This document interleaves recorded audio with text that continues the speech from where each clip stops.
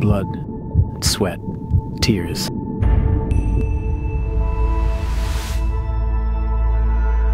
How far are you willing to walk? Are you ready for the distance? Will you go the extra mile? Will you lay it all down for the one who gave you his all? And consider the cost of the cross.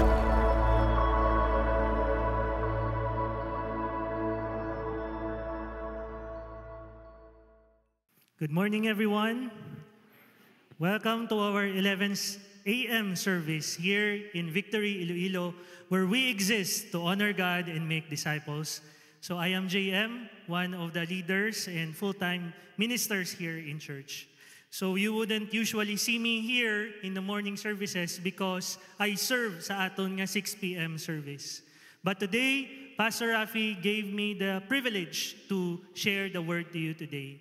But before that, let me honor first si Pastor Rafi for his leadership, not only here sa ato sa morning services, but as a senior pastor of Victory Iloilo. So we are thankful man sa ilang life ni Ate Tata because they are a blessing to all of us. So can we give God a clap for the life of Ate Tata and Pastor Rafi? So in the second video that we have seen there, that's for our Race for Life. So last year, 9 years, nga nagkalas kita nga nagka-Race for Life. We are excited now to return this August 16 with 10,000 runners dito sa Manila. But kita man diri sa provinces, we will also have a virtual run. So 3,000 participants will be able to participate across the nation to join us. And then, in addition to that, in August 16, we'll also gather all our registrants and we will run together, physically here in our city on August 16. So announcement of registration will be shared to us soon. So stay tuned for updates. But for now, mark your calendar for August 16. Okay ba? And then next, our praise report for our discipleship journey weekend. So yesterday, 29 participants completed our 2-week Purple Book class. So can we give God a clap for them? So mayari ba di participant kagapon? So uya-uya, sige lang. So for those of you who have completed their Victory Weekend, continue your discipleship journey with the Making Disciples class. And that will be this Saturday na, March 15 and March 22. And again, our DC 2025 is fast approaching, sa April 5 in Rojas City Capital. So we're excited, maparojas ta. Yay! Thank you for your overwhelming response, So si Tita Flor lang ang excited. So we will go, to Rojas on April 5. Yay! So today is the last day of our registration, March 9.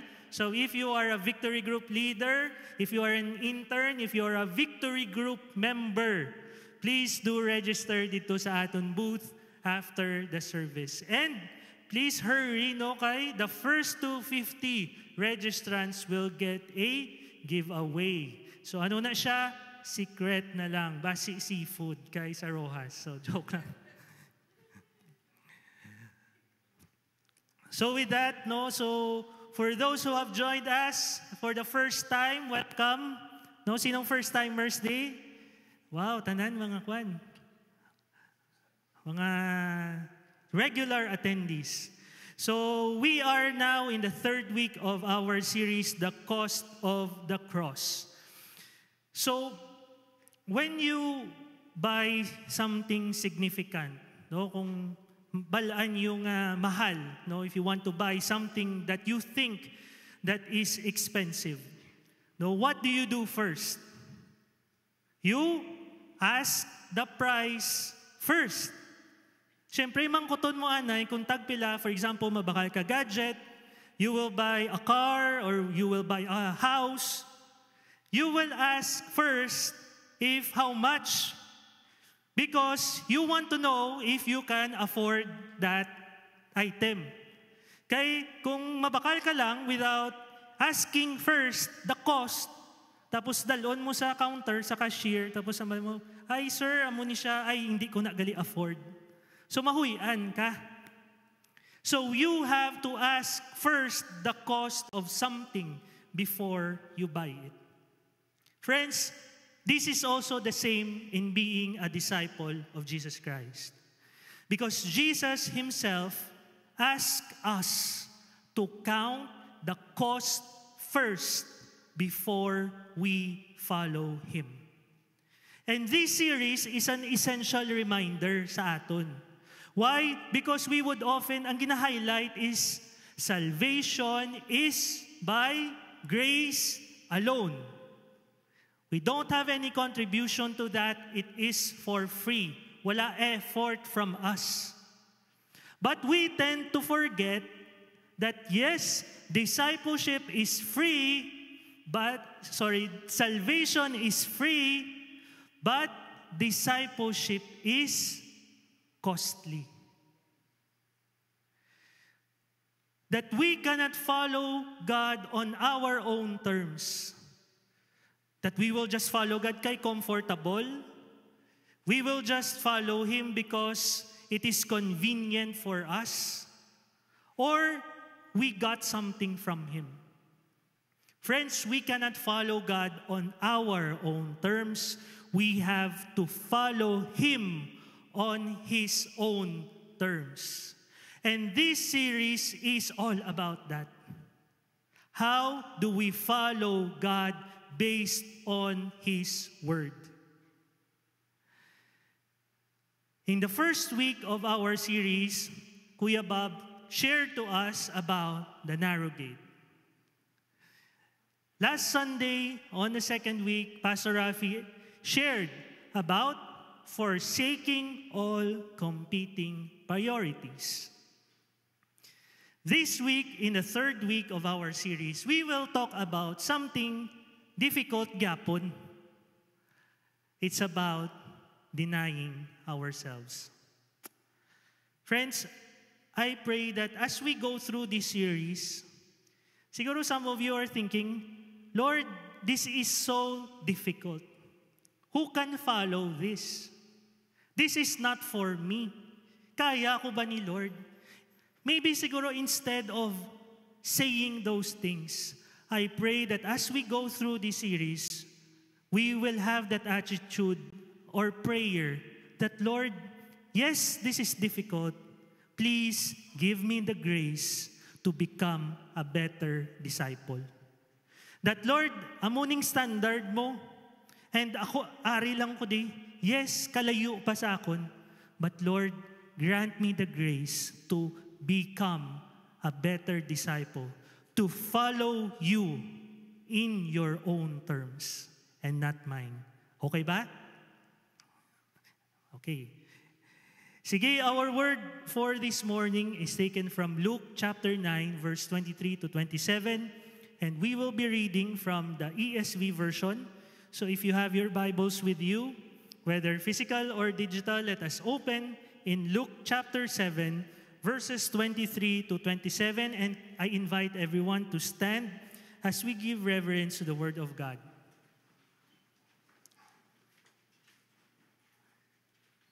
So Luke chapter 9, verse 23 to 27, it says there, Then he said to all, If anyone would come after me, let him deny himself and take up his cross daily and follow me.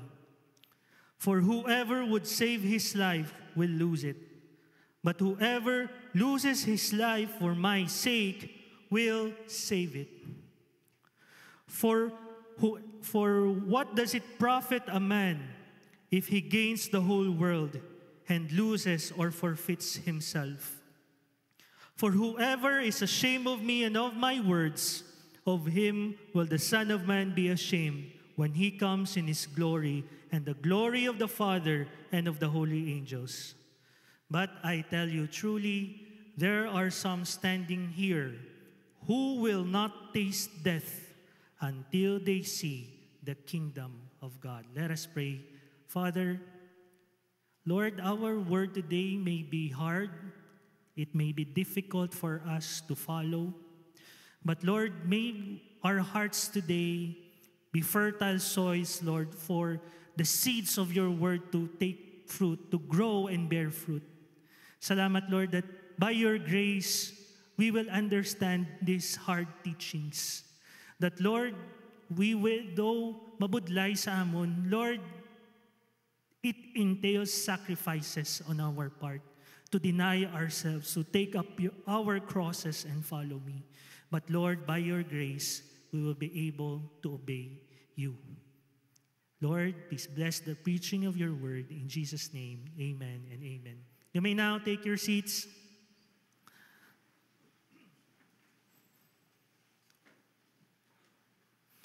So our text for today is taken from the Gospel of Luke, specifically from Luke chapter 9.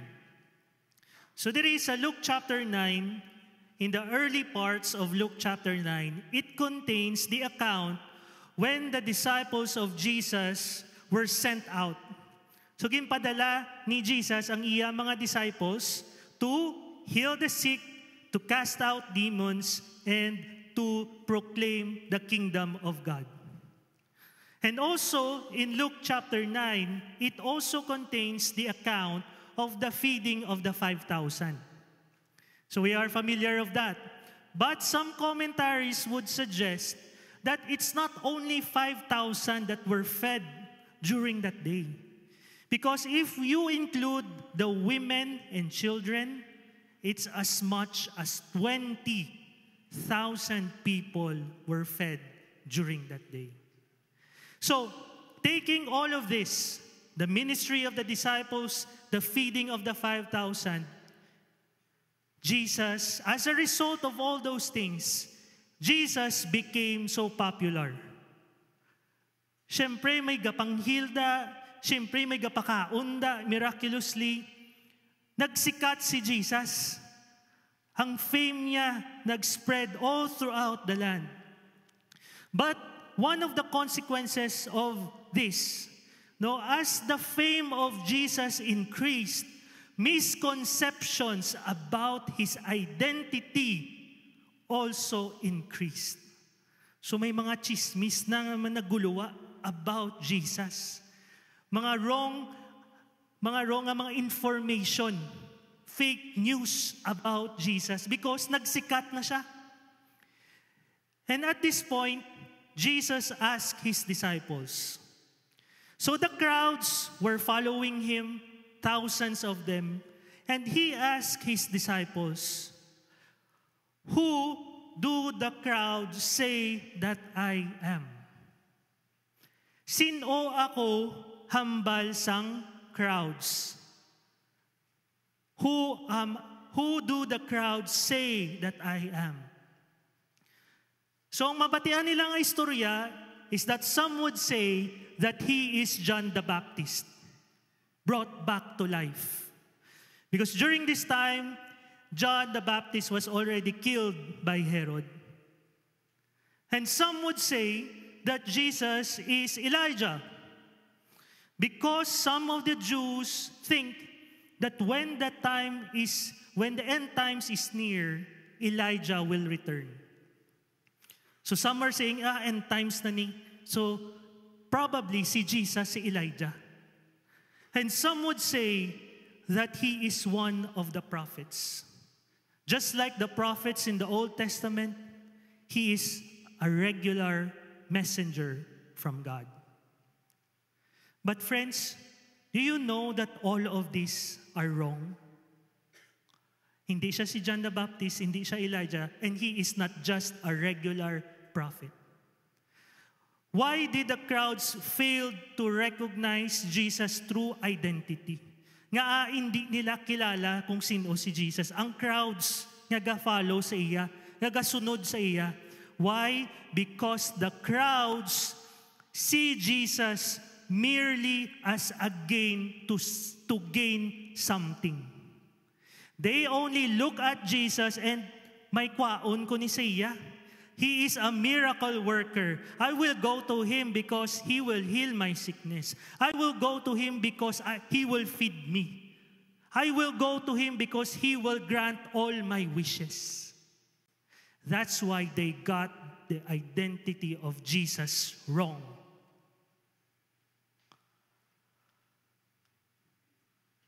And now this time, Jesus asked His disciples, "Kamuya, who do you think I am?" Those are the opinions of the crowd. But how about you, my disciples? Remember last week, what did Peter say? "Lord, we left everything and followed you." So these are the people who left everything and followed Jesus. Ang iya nga disciples.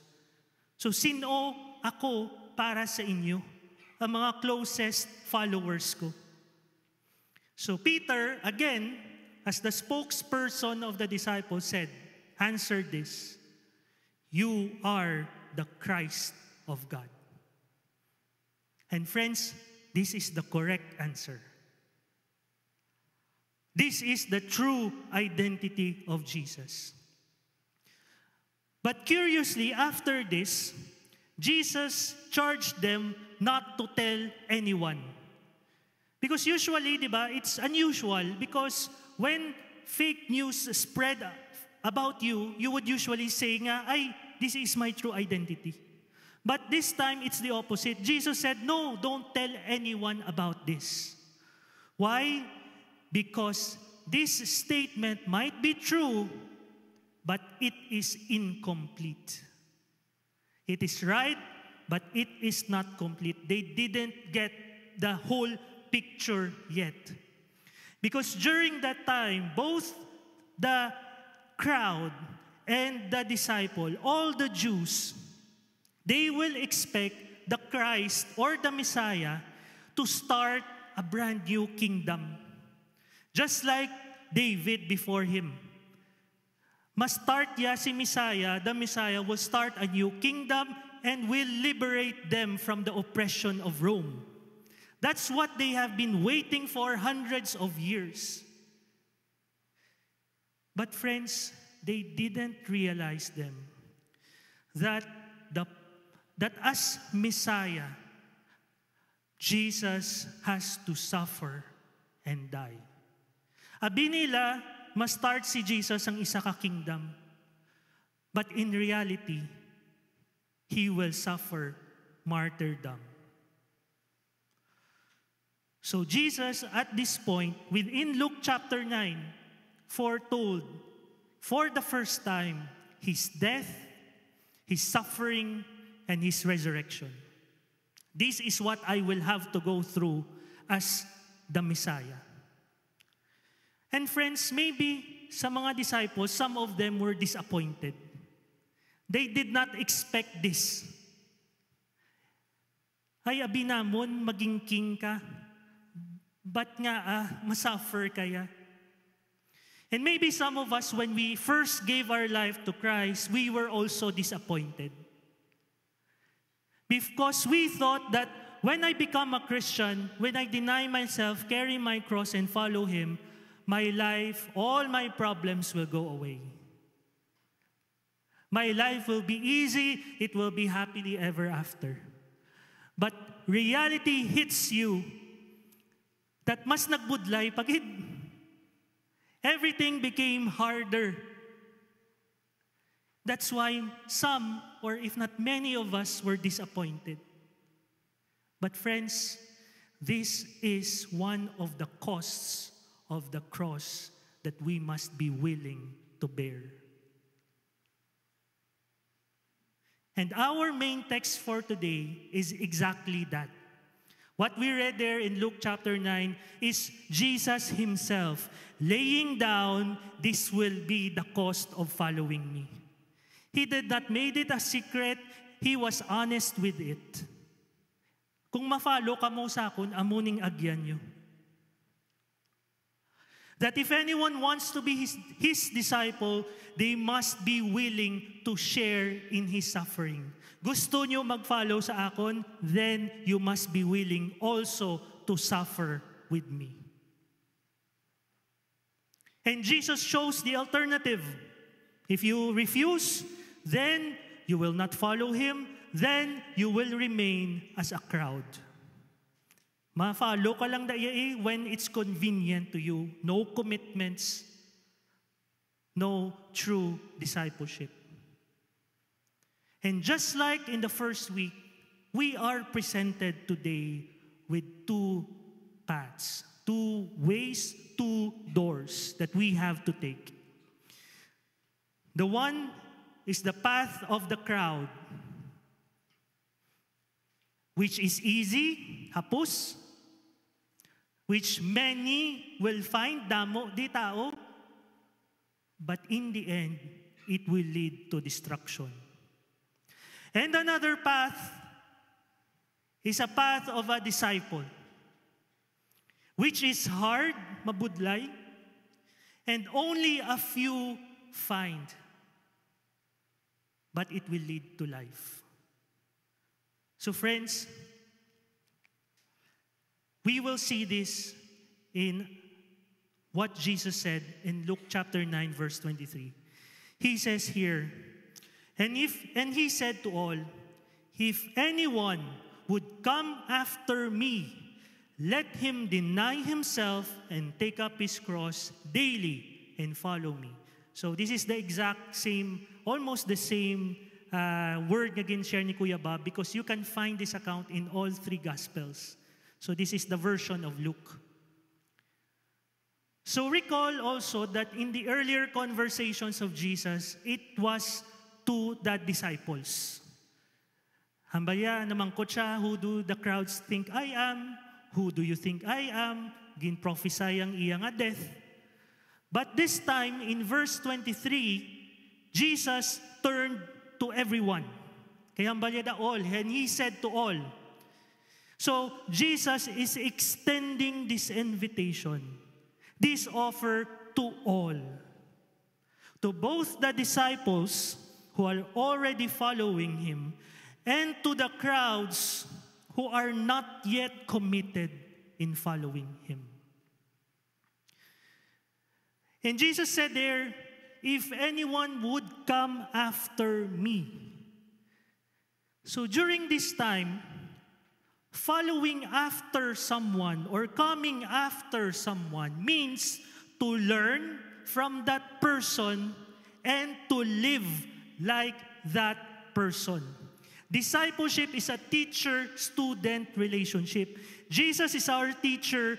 We as disciples are his students. He is teaching us how to live our life. Since Jesus already revealed that he will suffer and die, those who aspire to follow him will also suffer and die. Diba may gina-follow kita sa social media, mga influencers. So kung ano ginaubra nila, ginaubra taman.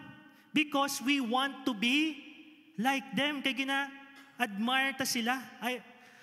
Same is true with Jesus. If we want to follow him, we will also be like him. And it includes suffering and death. Hence, being a disciple, as Jesus said there, includes denying yourself, taking up your cross daily, every day, and following him. Friends, let me highlight the word there, cross. Because during their time, to the original audience of Jesus, so again, Kuya Bob shared this earlier, to the original audience of Jesus, the cross means one thing. It means death. It's not a problem. It's not an inconvenience. It means one thing, death. Because the cross is an instrument of execution by the Romans. So ginagamit nila para mag-execute sang criminals. So when Jesus told his all the people, the disciples and the crowds, take up your cross, he means he is asking them to die. But it doesn't mean na kita man mapalansang man sa krus. It doesn't mean nga kita man maging martyr on the cross. Because what Jesus meant here, what kind of death he meant here, is death to self.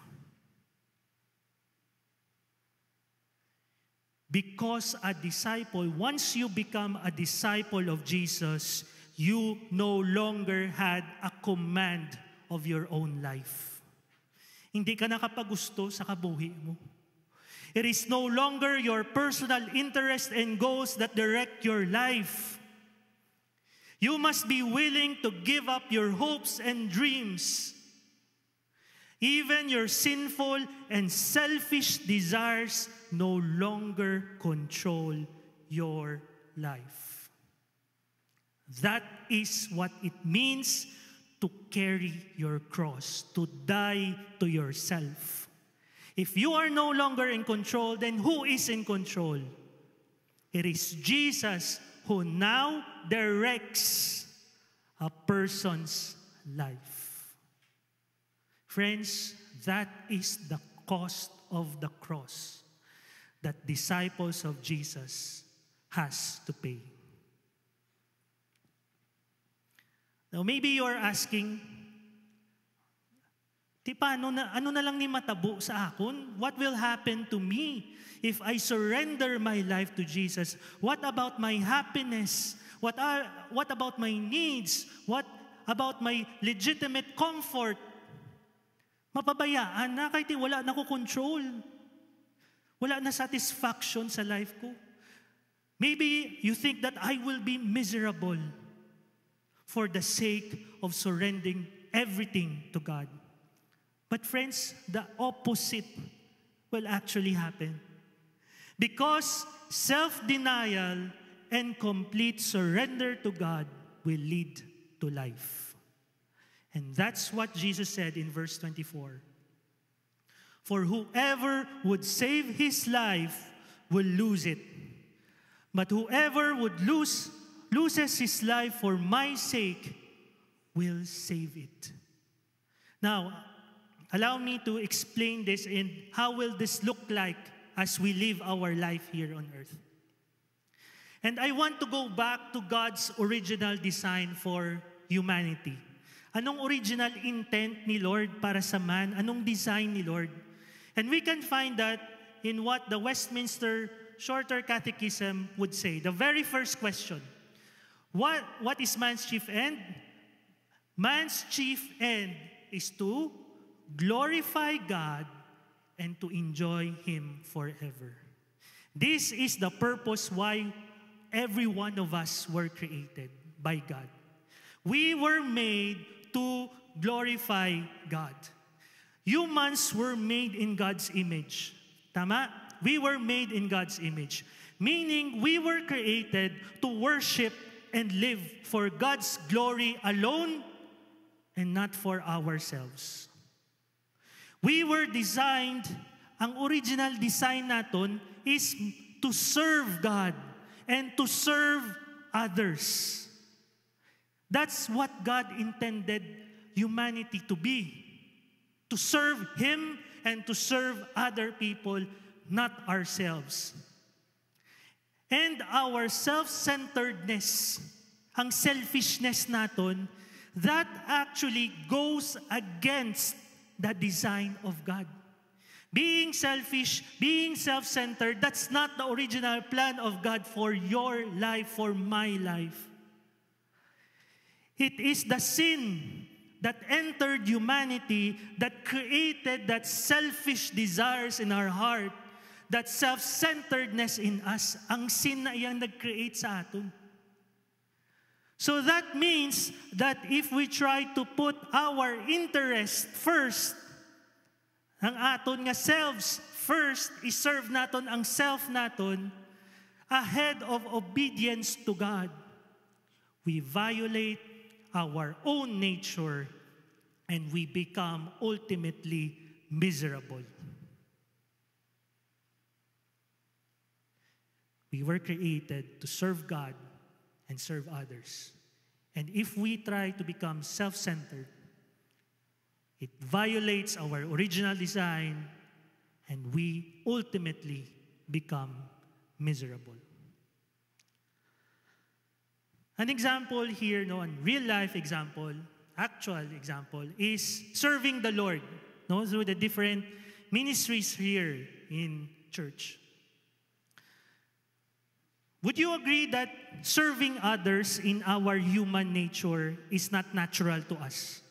In our sinful, fallen human nature, gusto tayo kita ginaserbisyuhan rather than kita ang magserbisyo sa iban. We wanted to be served, not to serve. We wanted to be in control of our time. We wanted to do whatever we please with our time. Time ko niya, so pag gusto ko ya kung ano ubrahon ko di. So some of us will say, why would I serve on a Sunday? Rest day ko ni. 5 days a week, yawan ko bra. So I will just sit here, mamati, maski ano kadugay isang preaching, kag magpuli. So may tawag tada, May tawag tada. So sang una, 3-piece. So may bago kita subong. May bago. So you are a citizen of Zimbabwe. So ay grabe, tita. So if you are a citizen of Zimbabwe, you Simba uwe, Zimbabwe. Okay. May isa pa. Local. Philippines. You are a citizen of Zambales. Samba Ales. Thank you. Mas receptive ka mo kaysa sa 9. So mas favorite to ka mo. Joke. So mas patok ang joke de. So going back, however, as a disciple of Jesus, we are called to serve in the ministry. In our We Serve teams, we now call that We Serve. Because Jesus came not to be served, but to serve. Si Jesus gani, ga-serve. How much more kita? So now, when we are disciple, the Lord is in control of our time. Not us anymore. So, we deny our selfish inclination and obey the Lord in serving Him. We spend our time where God is pleased, and serving the Lord and His people is not a loss. Because all who would serve God would agree with me that there is unexplainable joy. May joy kung nag-serve kita kay Lord. At first, you may think na serving is just a burden. Pakapuyan ko palawas ko, makadto ko di sa center, aga pa, temprano pa, mabugtaw ko aga. But friends, it is actually a true delight to serve the Lord. Amen? Amen. So, without our dedicated service team members, we would not have this Sunday service today. So can we give God a clap for them, to recognize them, to thank you to all our service team members. And kagina ang aton nga music team day, I would like to share tanan to sila are students. So can we give God a clap na the next generation? So they are kabalo naman kita kung ano ang school loads ng students subong that I would siguro kung student pa ko, hindi ko ni makaya. But despite of all that they have been going through in their school, they chose to serve God every Sunday. So, not only them, not only music team, but also our ushering, our admins, our tech, our comms there at the back, and all other ministries, kids, prayers, ano pa bang nalipatan? Basta tanan nga ministries. Thank you for serving the Lord. Amen? So yes, denying yourself, taking up your cross, and following Jesus is really hard in this life. Budlay mag-serve kay Lord, budlay mag-follow kay Lord. But friends, our future hope is this. Ultimately, a disciple who gives up, who loses his life for the sake of Jesus, he will be assured of everlasting fellowship with God in the life to come. That is our ultimate reward. Amen? That we will save our lives in heaven. But on the other hand, okay na ta sa disciples, let us look at the crowd. The crowd choose to serve themselves, and they refuse to surrender to the lordship of Jesus. As we can see in verse 25 here, he says there, "For what does it profit a man if he gains the whole world and loses or forfeits himself?" So notice, friends, that Jesus used the word profit. No, business people would understand this because profit is a business term. Because the crowd only view Jesus as a business transaction and not as a relationship. Because they were only thinking of the benefits that they can get out of Jesus. Sige, ma-serve ko kay Lord. Sige, ma-follow ko kay Lord. Kay may ginakuha pa ko siya. I gain something from Him. But when that time comes, suffering, trials, wala na ko may makuha, what's the point of following Him? That's just a simple business transaction. I'll end. I'll no longer serve. I no longer follow. Wala na benefit. Because the ultimate desire of a crowd is to gain the whole world. To gain the whole world instead of Jesus. That they are not really interested in denying themselves and making Jesus their Lord. That's why they lose and forfeit themselves. Therefore, they will not enjoy eternal life with the Lord.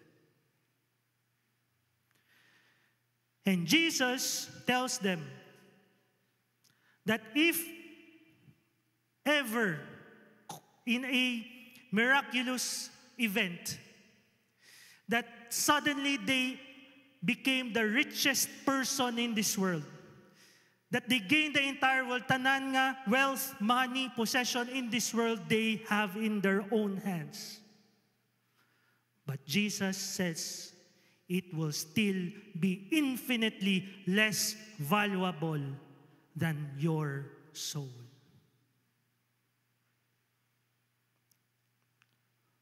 So what if you gained the whole world, but the price tag was your soul?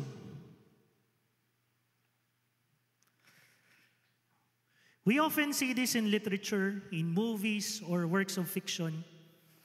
Stories of people selling their souls in exchange for worldly gain.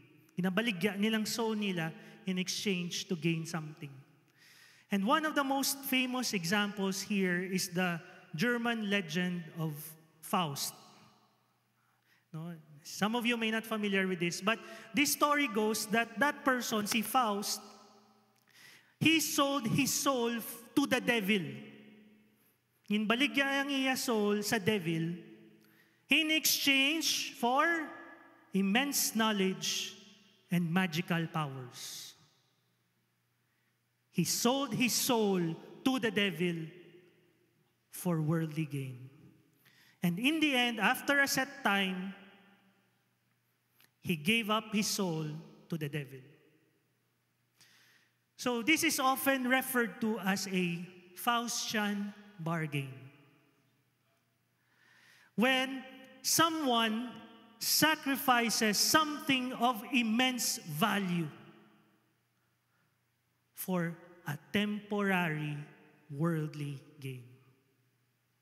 Friends, we find this extraordinary and may think that this is just a work of fiction. Ay, hindi na to. Sa movies lang na, sa storya-storya lang na, sa legend lang na nagkakatabo. But I tell you, the sad reality is, most humans do it every day. Trading their souls for what the world offers them. Friends, will you really exchange your soul for a temporary worldly gain? I pray you will not exchange your eternal destiny for the fleeting, temporary pleasures of this world. Amen? Because if you are part of the crowd, and if you refuse to deny yourself, you will also deny Jesus. And that's what he said in verse 26. For whoever is ashamed of me and of my words, of him will the Son of Man be ashamed when he comes in his glory and the glory of the Father and of the holy angels. So being ashamed there of Jesus means to deny him as Lord. I-deny mo siya kay nahuya ka sa iya. Hindi mo siya kilala. Ay, sino na si Jesus? I don't know him. So you deny him. And the crowd in Jesus' day followed him wherever he went because they needed something from him. And in the outside, they may look like followers because anywhere Jesus goes, ara man sila. But in the inside, in reality, their hearts are far away from him. To them, Jesus is just a mere miracle worker that will answer all their wishes. So, when Jesus returns for a second time, but this time, not to suffer and to die, on his second coming, as a mighty king with his own glory and the glory of the Father and of the holy angels, he will also deny those who denied him. Those who are part of the crowd, those who pursued the gains of this world in exchange for their souls, those who refuse to deny themselves, take up their cross, and follow Jesus. They will have no everlasting life with Christ. They wanted to save their life here on earth, but in the end, they lost their life for all eternity. And our text ends with this in verse 27. It says there, "But I tell you truly, there are some standing here who will not taste death until they see the kingdom of God." So, ano meaning sining? This is in reference to the transfiguration. So, familiar man ta sa transfiguration, no? Because the next topic or the next account after this in all three Gospels is the transfiguration. And some standing here, some standing here refers to the three closest disciples of Jesus. Si Peter, si James, kag si John, who witnessed the transfiguration. Sila lang nga tatlo. Because after 8 days, they indeed saw the kingdom of God. When they saw Jesus transfigured in all his glory and majesty as the glorious King. As I end, and as I invite the music team here, let me share with you the highlight or the heart of the transfiguration. And that is found in Luke chapter 9, verse 35. And it says here, and a voice came out of the cloud saying, "This is my son, my chosen one. Listen to him." So this is the Father saying this. Let us go back to the beginning of Luke 9. Remember that the crowd had many different misconceptions kung sino si Jesus. Some say he is John the Baptist, some say he is Elijah, some say he is a prophet. And the reason that these crowds remained uncommitted to following Jesus is because they never truly knew Him. Hindi nila kilala si Lord. That's why they just follow Him based on their own desires. Which is natural. If you don't know the person, why would you give your life to that person? Hindi ko kilala si Jesus, nga ama, i-deny kong self ko. Why would I take up my cross? Why would I follow Him? I don't even know Him. But during the transfiguration, the Father Himself affirmed the identity of Jesus. That He is the Son, the chosen one, and we should listen to Him. And who is Jesus? That despite being a God, the eternal Son of God, Jesus actually denied Himself, take up His cross, literal cross, and followed the will of the Father, no matter how hard it is. And friends, only a disciple knows that. Only a disciple knows who Jesus is and what Jesus did for us. So a disciple can deny himself, take up his cross, and follow Him. So as I end, let me ask you this question. Who are you following? Sino ang gina-follow mo? Are you following yourself? Pursuing your selfish desires? Wanting to save your life here on earth? But the consequence of that is you will lose yourself. Or will you follow Jesus, the Son of God, who gave His life for you and me, but you will gain life in eternity, just like the disciples. So friends, I hope and I pray that today we will make the right choice. Amen? Amen. So before we end, let me pray for you. Father, thank you, Lord, for your word. Thank you, Lord, for that, Lord, we may listen, Lord, sa imo nga word, and we may say to ourselves, Lord, this is too difficult for me to do. I struggle with denying myself, putting myself to death. And sometimes, Lord, I am ready to give up. Lord, as a disciple, it's hard to carry the weight of this cross. Lord, it's hard to follow you. To put to death my selfish desires. But Lord, today, give me the grace, the strength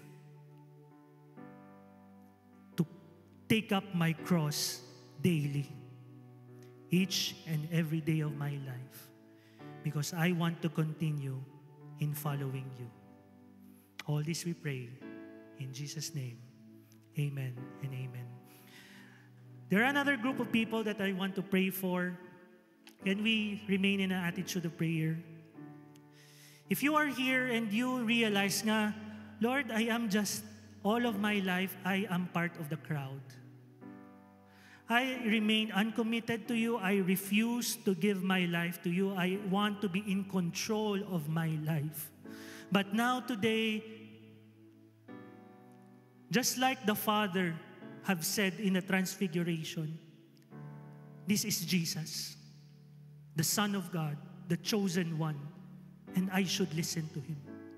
If that is you, if you have made that decision to give your life to Jesus as your Lord and Savior, that you will surrender the control of your life and make Him the Lord of your life. If that is you, can you raise your hand so I can pray for you?